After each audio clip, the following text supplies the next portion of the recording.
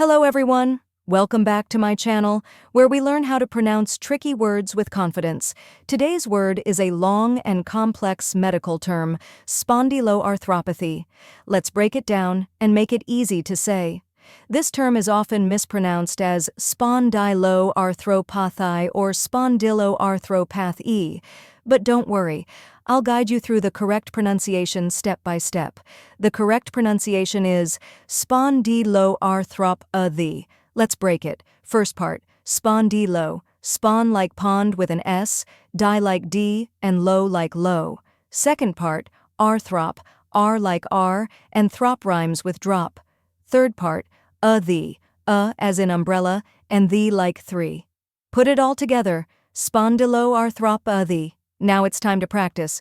Repeat after me, spondyloarthropathy.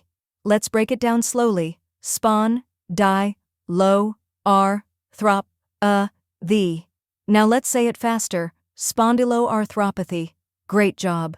Did you know? Spondyloarthropathy refers to a group of inflammatory diseases that affect the spine and joints.